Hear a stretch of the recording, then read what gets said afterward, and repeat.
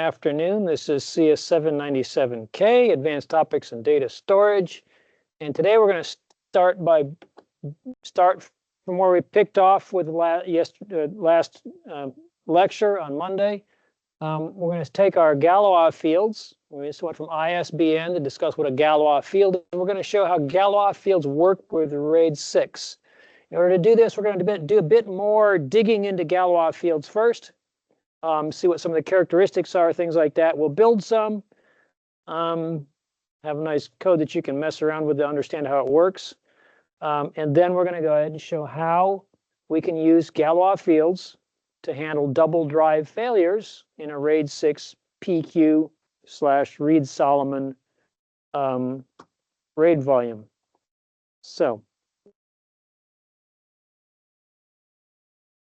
of course, in our course outline, we're still up here towards the beginning. We're doing block-based protection, basic parity.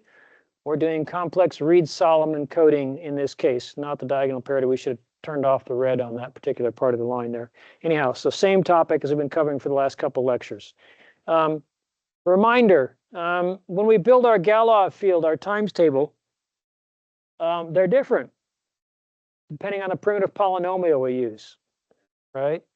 So unlike a normal multiplication table, if we're doing, a multiplication table over, a field of size 11 or 13 or 17, a prime number, right?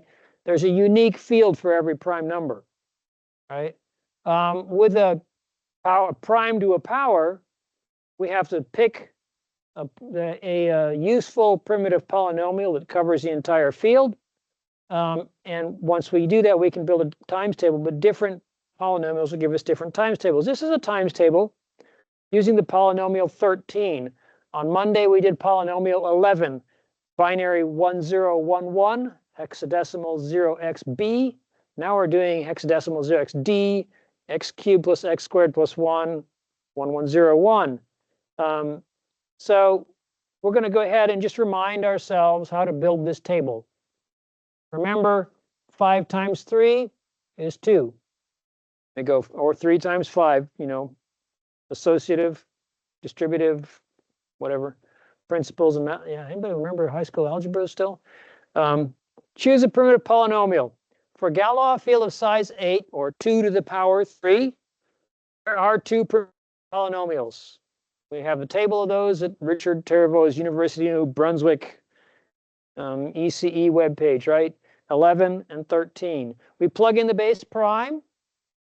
Again, x is 2. If you feel like it, you can create a Galois field using the prime of 3, 3 squared, 3 cubed. You can use 5 squared, so on and so forth, right? You can use all sorts of different values in there, and there's all people who have done that, but it's not particularly exciting for computers because computers love that binary, right? We'll see what happens when we get to quantum computers. Maybe we'll have a base prime of 3 because they can handle 4 states in quantum computing, right? Yeah. Anyhow, so we're going to calculate powers of 2 mod 8. First line starts with n equals 0. By definition, 2 to the power 0 equals 1. For the remaining lines, we multiply by 2. In binary, that means we just take it and shift it left. From your perspective, shift it left, right? So I'm trying to reverse myself. Anyhow, so, and then if the result exceeds the size of the field, is bigger than or equal to 8, then we XOR it with a polynomial that warps it or wraps it back inside the field, and then we just keep building, right? So here we go, our log anti-log table for GF2 to the 3, generator is 2, primitive polynomial is x cubed plus x squared plus 1, or 1, 1, 0, 1. We start with 0, we get 1, double it, we get 2, double it, we get 4, double it again, we get 8. That's 1, 0, 0. In binary, we XOR that with 13, we get 5. We double 5, we get 10. 1, 0, 1, 0. We XOR that with 1, 1, 1, 1, 0, 1. And we get 1, 1, 1, 7. We double 7, we get 14. Triple 1, 0. We XOR that with 1, 1, 0, 1. We get 0, 1, 1, or 3. There's our 3. We double 3, we get 6. Double 6, we get 12. 12 XORed 14 is 1. So we've filled up our field, right, with that, right? Now, you notice, of course, we remind you that log of 0 does not exist in any system. This entry, whatever you see in the table, is meaningless. There is no log of 0. And the anti-log of p to the n minus 1, aka 7 in this case, 15, 31, whatever, is unused because it duplicates the anti-log of 0. It's going to wrap around, right? So we have just one less size of the field. The actual useful values in the field are one less than the number we've chosen up here. So 8, not 8, it's 7. So logs in GF p to the n are mod p to the n minus 1. Who's been paying attention? Quiz time. In a Galois field of size 16, logs are mod?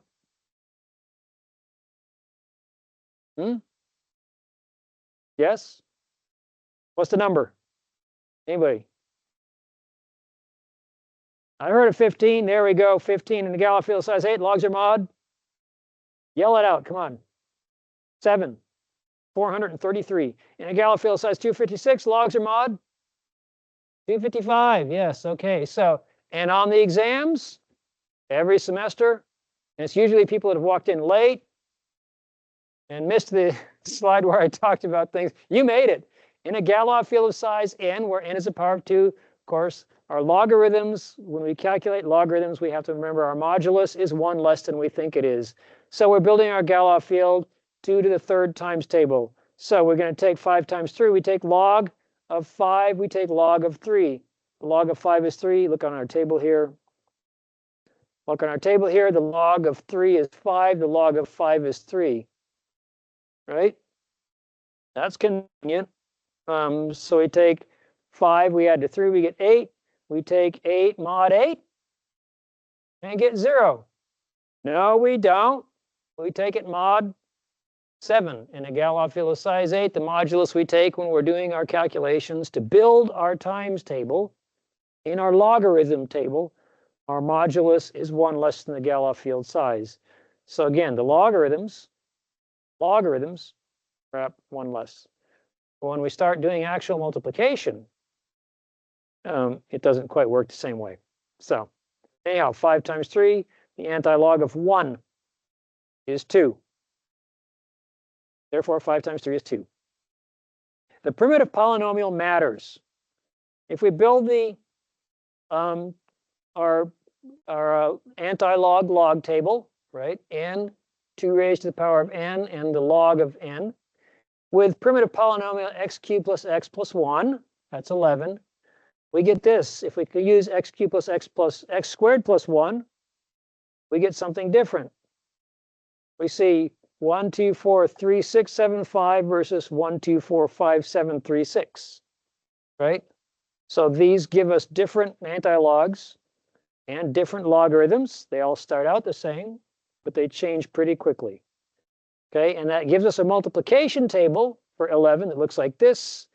For 13, it looks like this. And you can see that the top left corner up here, 1, 2, 3, 4, 2, 4, 6, 3, 6, those are identical, right? In fact, the 5 is identical. Some other things are identical. But once we get past where we wrap around to our size of our field, 2, 4, 6, and 2 times 4 would be 8. So once we wrap around, we get different values on there. 3 in one case, 5 in the other, so on and so forth. So the whole bottom right portion of this table is different with a different primitive polynomial, right? Primitive polynomials can fail, or polynomials can fail. We can have a non-primitive polynomial, right? It can be factored into smaller factors, right? Here we tar 15. 8 XOR with 15 is 7, right? Which is great. But then when we try to double 7, we get 14, and we XOR 14 with 15, we're going to get 1. So we wrapped around way too early. So if we try to build this table, it's 1, 2, 4, 7, 1, 2, 4, 7. There's no log of 0. Well, that makes sense. That's not supposed to use. But there's no log of 3, no log of 5, no log of 6, right? If we try to build our times table, it looks like this, a whole bunch of missing values, right? We can multiply 2 times 2 and get 4. We can multiply 4 times 7 and get 2, but we can't multiply 5 with anything. We can't multiply 6 with anything, so on and so forth, right? Python time. Recommendation, because we'll be using this at the end of class for the attendance quiz, is go ahead and download this gftablebuilder.ipython notebook. It's on Blackboard under today's lecture. So give you a chance to download that.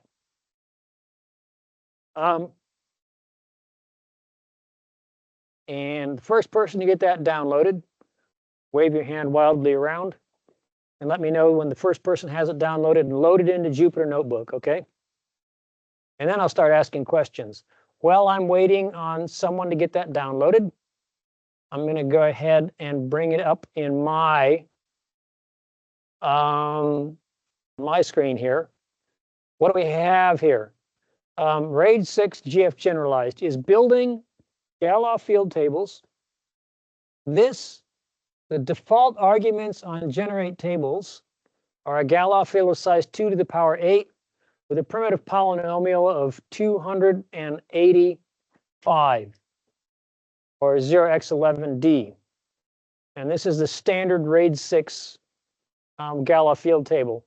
We build this table by starting counting it at 1 through the GF table size. We take and build the anti-log table, Galois field anti-log of I, as we count through every value, is assigned to our base, which starts at 1 and then doubles and doubles until it goes out of range.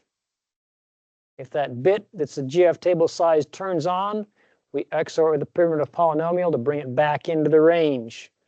Okay, and we're also simultaneously building the GF log tables. So the anti-logs here, logs here. We build two tables in parallel. And we can build bad tables if you want to and see what they look like. Once we build our tables, we return those two values and we start working with them. We can dump the table. There's a nice helper function. We can dump a just a list of values, just a single dimension list.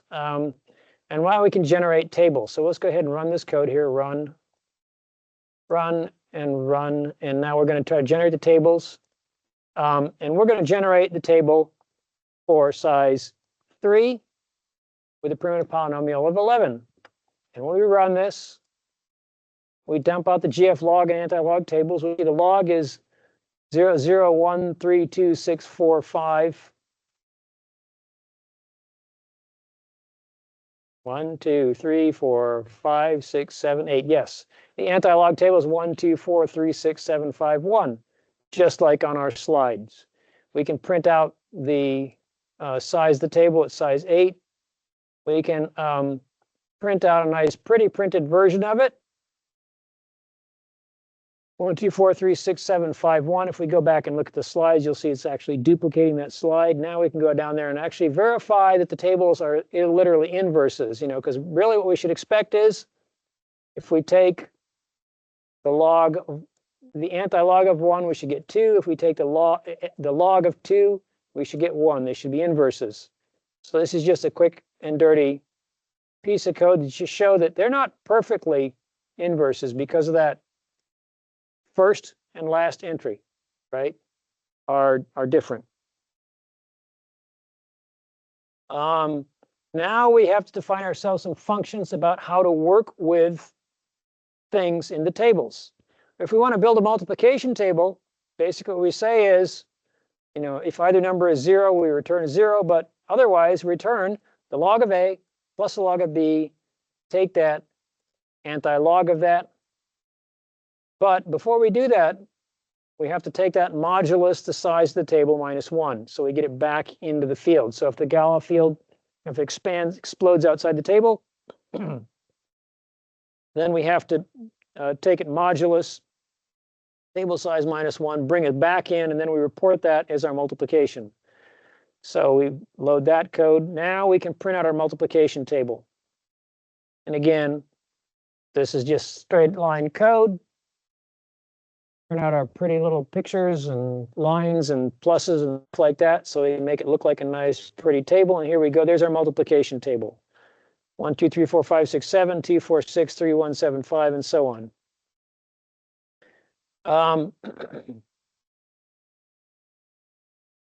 There is code down here. Oops. I was in the wrong file. I was in the RAID 6 GF generalized.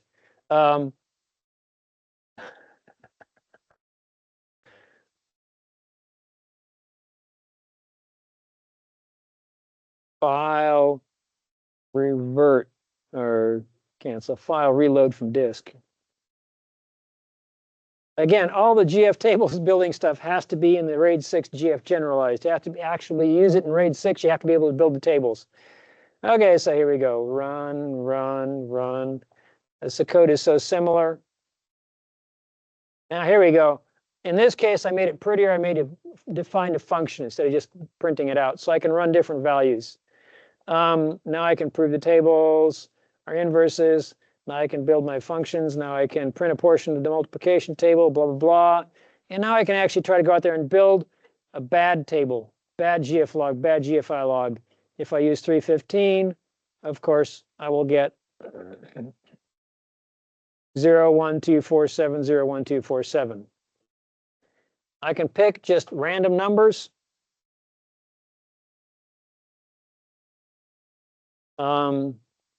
33. We need a number. The polynomial has to be bigger than the size of the field. 2 to the 5th is 32. So you have to pick any number between 32 and 64. We can run this. I have no idea if this is a good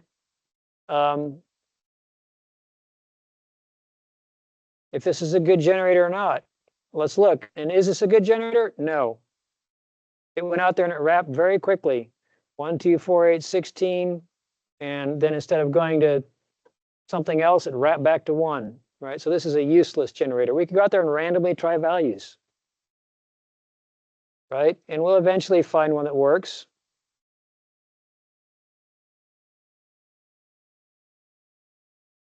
This sort of works. It works longer, right? So on and so forth. Okay, so let me ask you, and you can go back up here to the generate tables. Who's got it downloaded, ready to run? Anybody yet? Okay, so what do you get for your log anti-log table when you use 4? Up here in the generate tables, go ahead and fill in a 4, and let's plug in 17.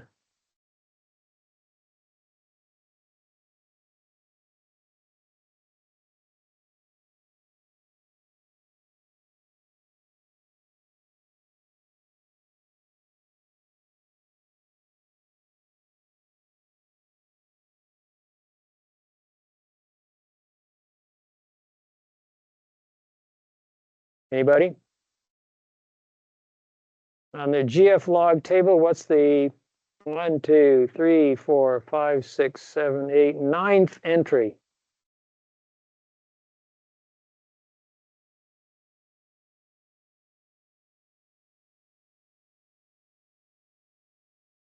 Zero x 0f. Yes, you can see this is a failed.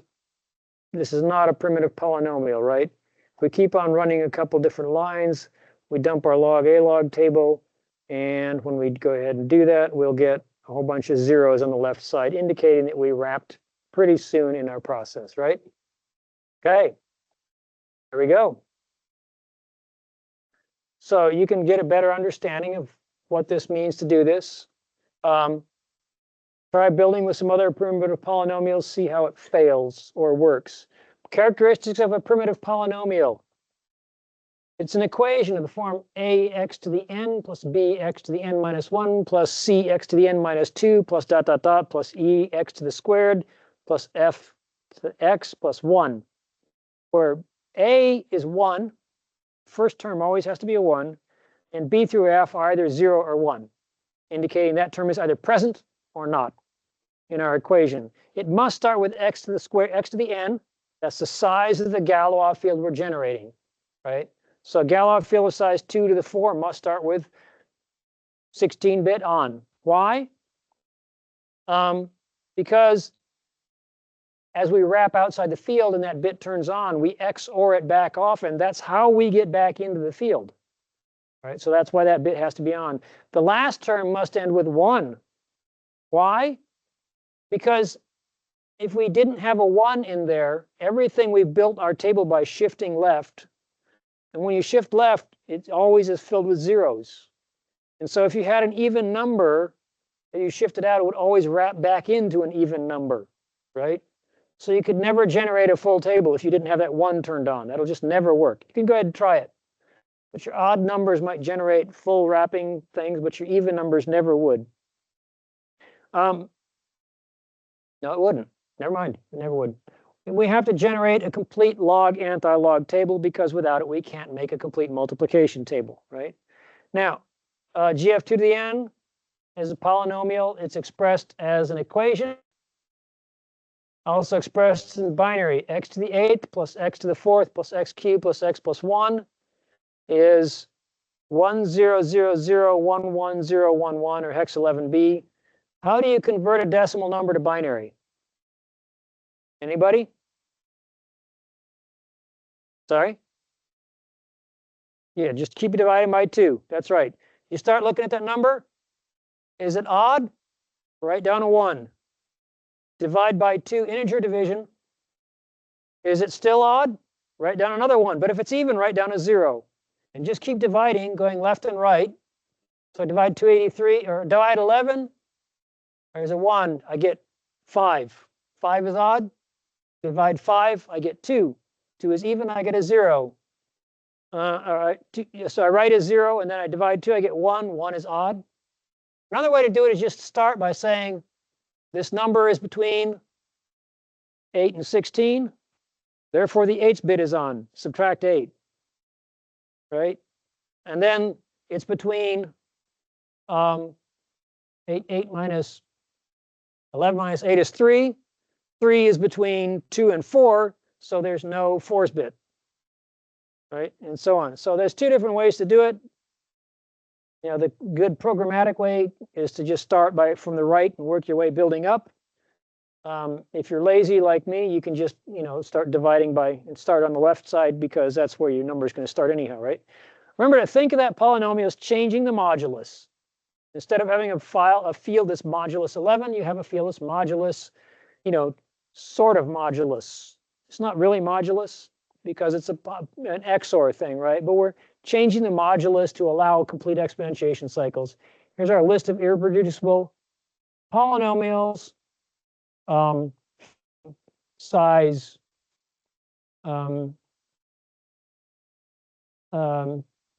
all the way to size, or 2 bits to 256 bits, right? And we can look on here, we can see that, like 127, there's a whole bunch of primitive polynomials. This is a table of irreducible polynomials. Irreducible means you can't factor it. That doesn't necessarily mean it builds the full multiplication table. You look for some of these black entries in here where it says like 117, or down here 313, or in fact 283, right? Which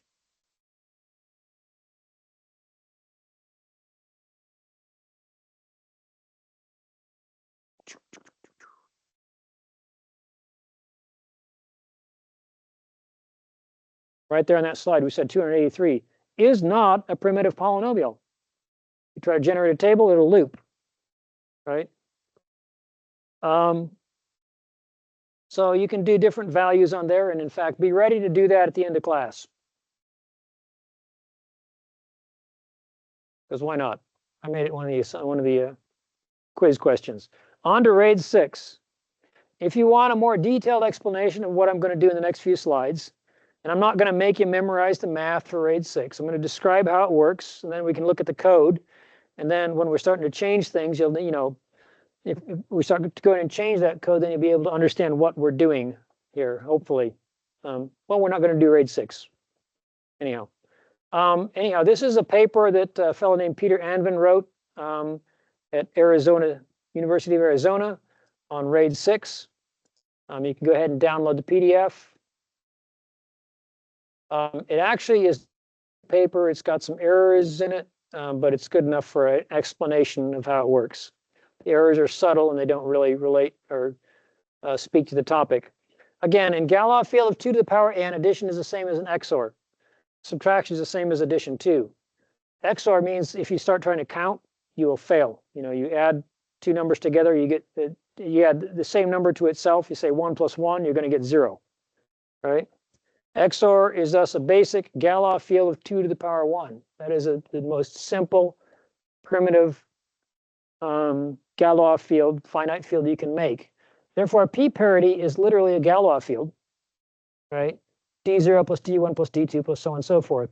The Q parity, we'll start with a generator, right, which is 2 in this case. We'll multiply drive 0 by that, so we get a simple XOR for that. Then we'll multiply drive 1 by the generator. So here we multiply by 1.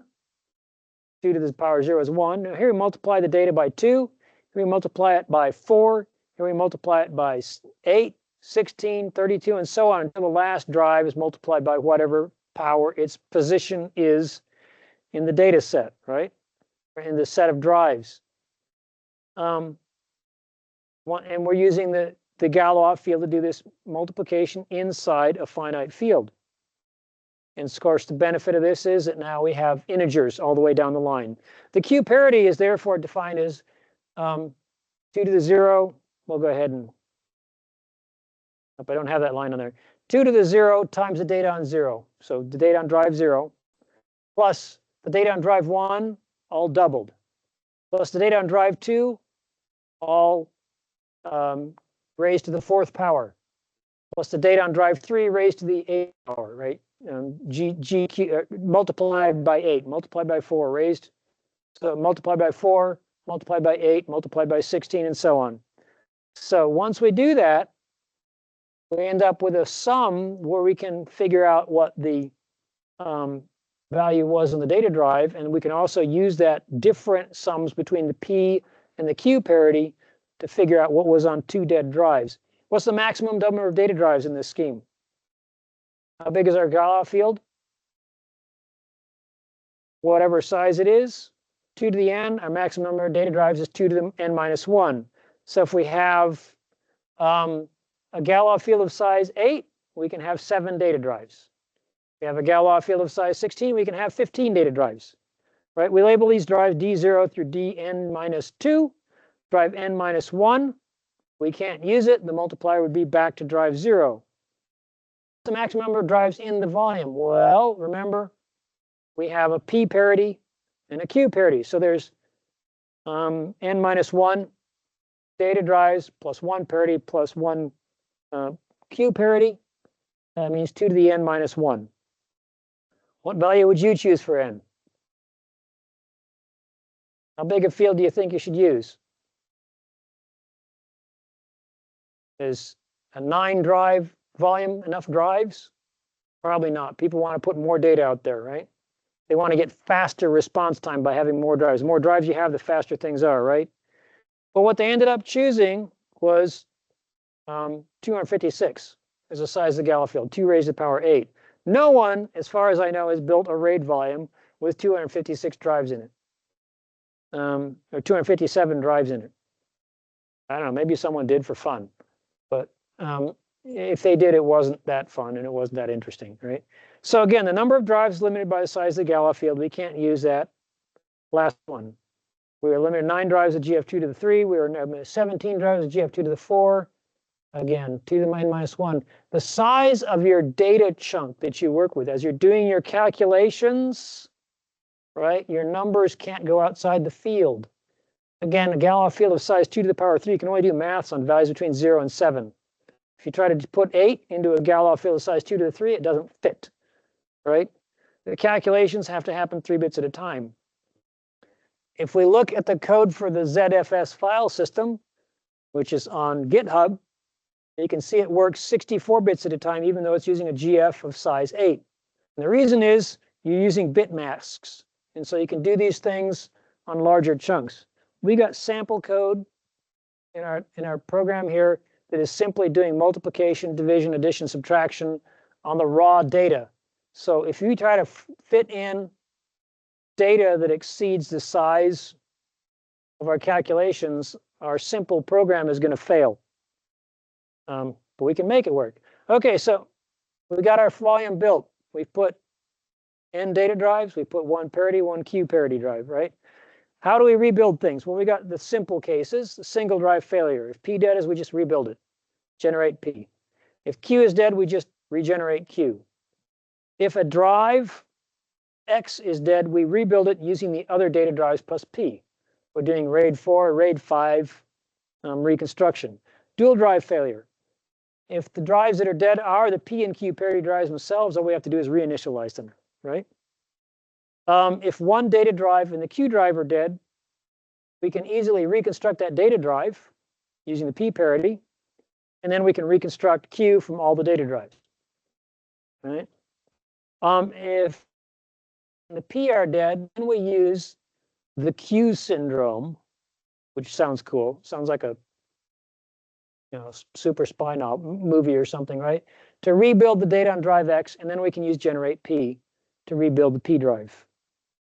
If DX and 2DY, two data drives are dead, then we have to use the Q and P syndromes and the distance between the drives to rebuild one of the drives, and then we can rebuild the other drive using the P parity.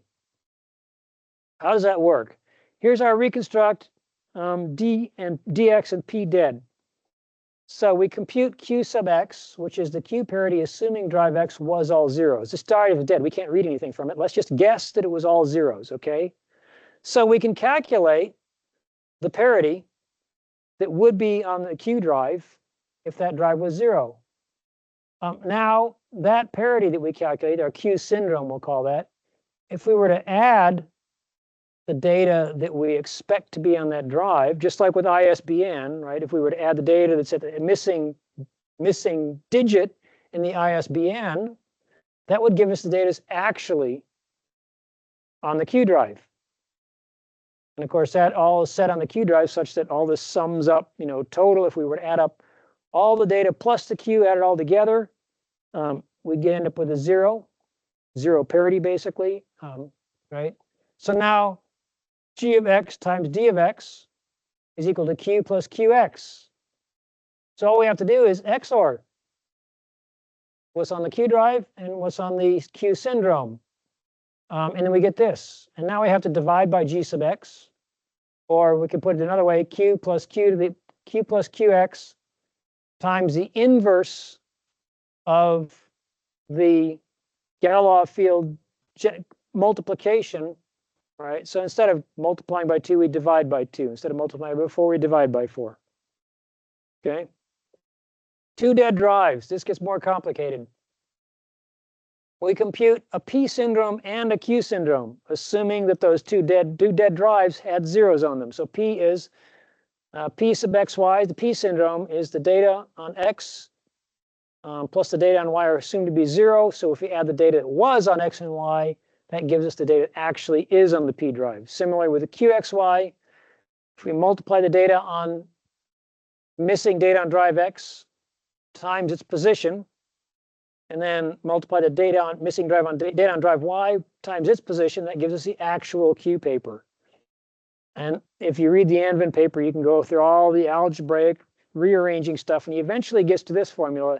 The data on drive X is Q plus QX divided by the generator for the position of drive X plus P plus PXY times the generator of the distance between the drives. So if they're right next to each other, a generator is going to be just 1. If they're 2 apart, it's going to be 2, or 2, and then 4, and so on, depending on how far apart they are, right?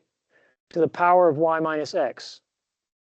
Sorry, y minus x is always at least 1, so it's the minimum of 2 here. And then we divide that by the generator of the distance between them plus 1. So it's an inclusive kind of thing. And this curly braces on the 1 indicate mathematically that this is a value inside a finite field. That's all it's saying. We're just adding 1 to it. We can pre-compute a couple of multiplication tables, and this is how the hardware actually works. They actually encode these magic multiplication tables in memory chips out there. So they just go grab it and look it up. The drive on X is Q plus QX times B plus P times PXY times A, because this here is considered table B and this portion over here is considered table A. The data on Y, therefore, is P plus PXY plus D of X, reconstructing off the P parity, right? Our magic multiplication tables, if anyone cares, data sub X is these formulas plus this, therefore A is G of Y minus X times G of Y minus X plus 0 to the inverse, and so on. So basically, we could just pre-compute multiplication tables. We don't need to worry about the details. Standard grade 6. GF of 2 to the 8, 256. How many drives does it allow? Total? Total drives. 257, right? The primitive polynomial is 0x11d, or 285, 2 to the 8th plus 2 to the 4th, so on and so forth. The generator is 2. We can repair any 2 missing drives. It can detect and repair if a drive reports errors.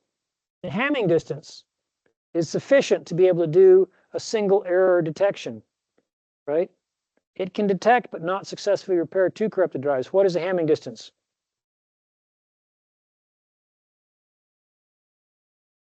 It's either 3 or 4, right? Actually, it's 4 because it wouldn't detect. It would incorrectly repair 2 corrupted drives. Python time.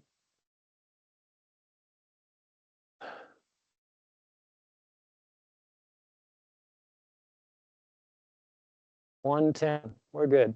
Okay, so here we're back into our RAID 6 code. We've got down far enough to generate the tables. We're going to have to generate a bigger table. So we're just going to say generate tables with no arguments. It's going to default to the standard 8 with 11D, right? So we dump the table. I'm not dumping the entire log, or no, this is the entire table here. The log table 1, 2, 4, 8, 16, 32, 64, 128. And then here it would wrap out of the field and comes back as 1D, right? And this is all printed in hexadecimal because it's a little more compact format. And you can change this to print it out in decimal if you want to. Simply going in here and change this, take this X.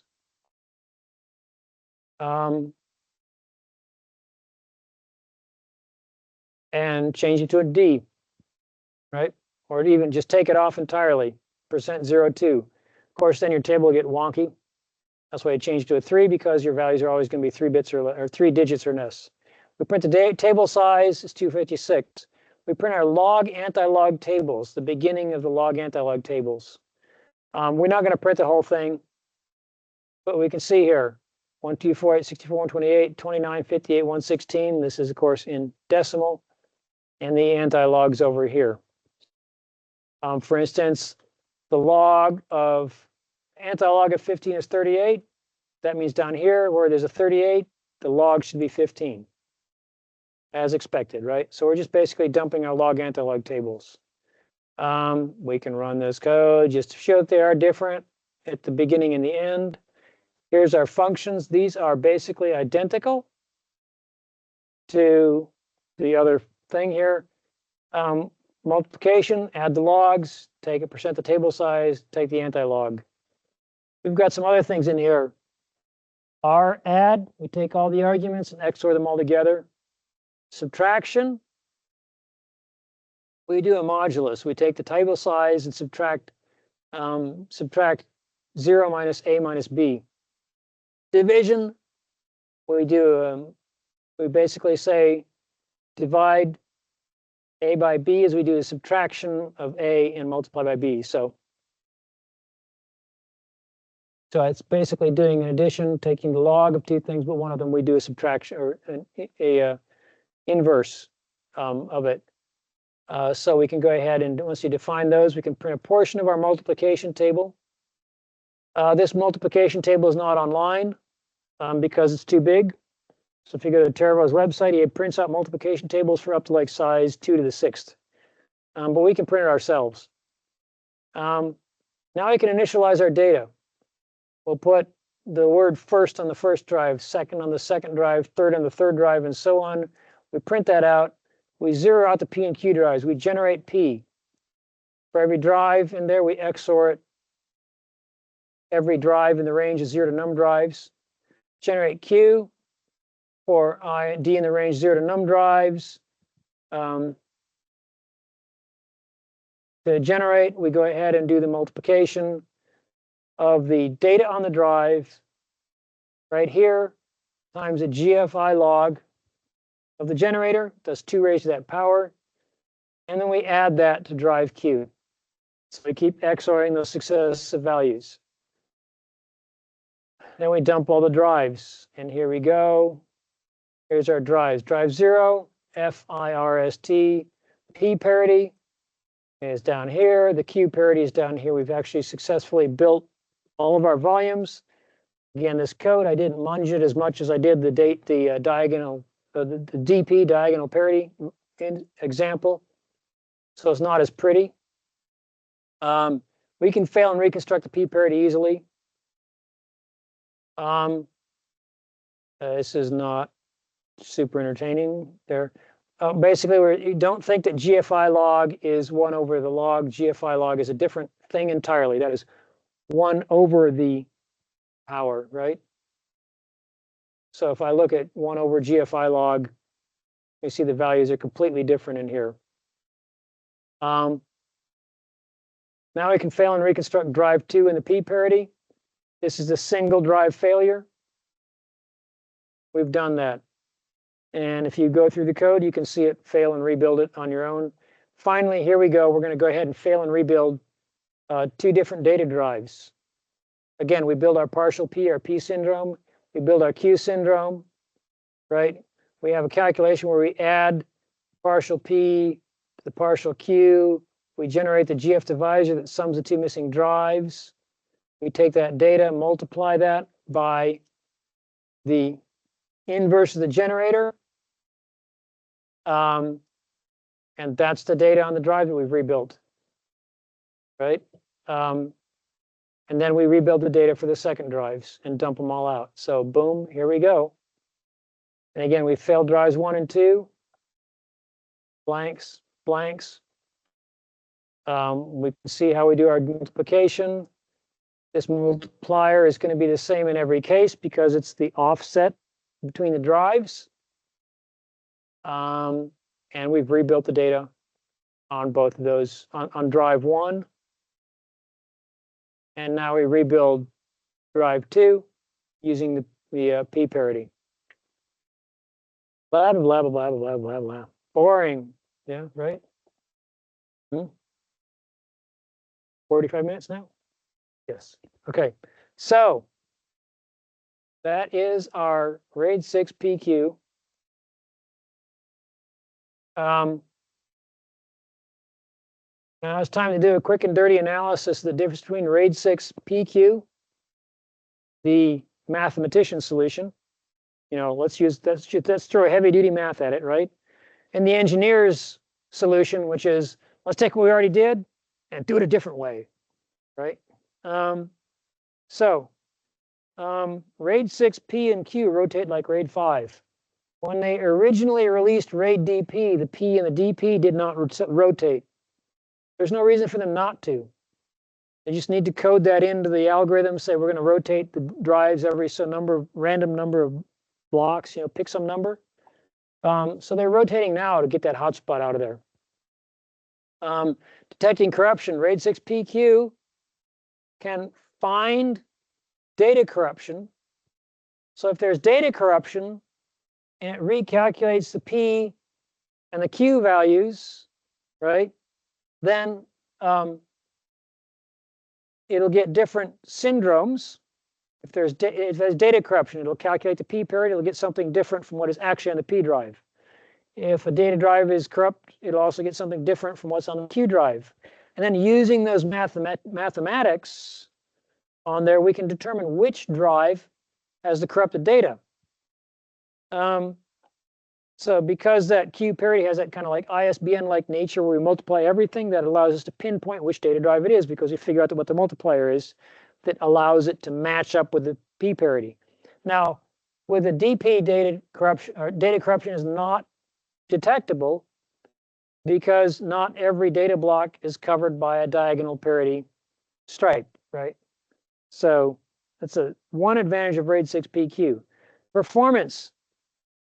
If you have a data drive failure, you have to hit all the remaining data drives, right? Diagonal parity uses that stepwise zipper approach through there. So some things perform faster than others. Depending on what block you're trying to read in a degraded situation, it can take longer to give you the data back than at other times. PQ recomputes that double fail with lots of mathing and tables, so it's a consistent performance all the right. It's a lot slower than when everything's optimal, but it's consistent on whatever data block you get. Geometry limitations. RAID DP, of course, has to be the size of that RAID volume must be one bigger than a prime number. That is, there must be the RAID 4 has to be a prime number size. There's a workaround, create a dummy drive, fill it with zeros, right? RAID 6 PQ is limited by the size of the Galois field, but as far as I know, no one has ever asked for 100 drive wide RAID implementations, right? They've got up to 30 and 40, but no one has come in to NetApp when I was working there and says, you know, I really need to be able to configure 100 drives together in a single RAID PQ volume. PQ is actually easier to implement on hardware. In fact, some manufacturers like Intel actually have the Reed-Solomon calculations hard-coded into the CPU chip on there. So you can just buy the hardware that does a RAID 6 for you. Here's some interesting random stuff here. This is a more useful one. The log and anti-log tables in decimal for all the primitive polynomials for size 256. When we start off with 283, we did 285. And this is the GFI log table that we generated on the screen a few minutes ago. Right? So that's a reference if a student has too much time on their hand.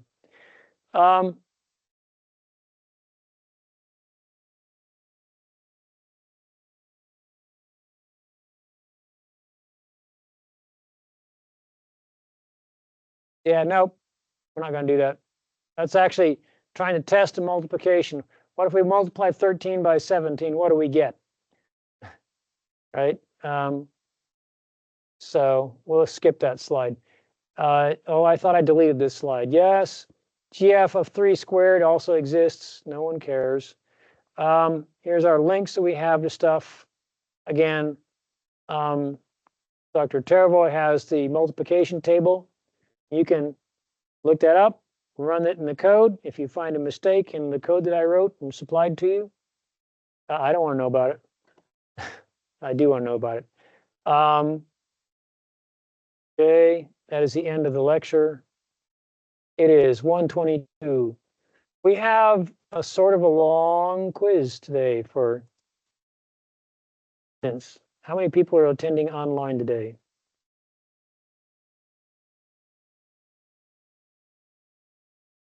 I only see one person online.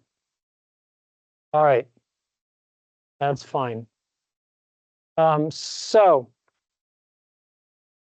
I still owe you that homework on the Hamming decode. Basically, I'm going to give everybody that encoded a Hamming number. We're going to rotate those through the table, and then you're going to try to decode whatever someone else's number was. See if you get the right answer. And then we're going to go ahead and continue on that RAID DP homework and get some more stuff. And we're going to try to do our RAID 6 homework as well, where we're playing around with the Galois field tables. Again, you could, in fact, try to build a Galois field of size 127, like with a 7 120 131 up here, and it would work just as well. Where's my line at?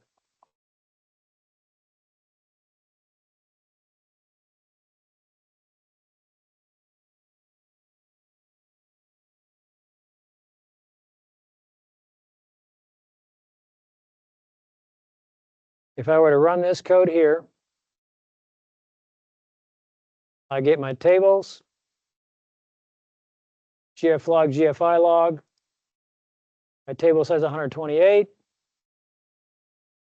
I can do the multiplication table, just the top left corner of it.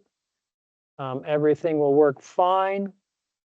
I can initialize my data. I can build it. I'll get different values for P and Q parity, but it'll work just fine. Okay, just any valid combination. A Galois field is big enough to hold the data that we're plugging in here. So if I were to only put in values from 0 to 111, I could use a Galois field of size 8. It would be fine. Blah, blah, blah. Okay, enough of that. Wasting time.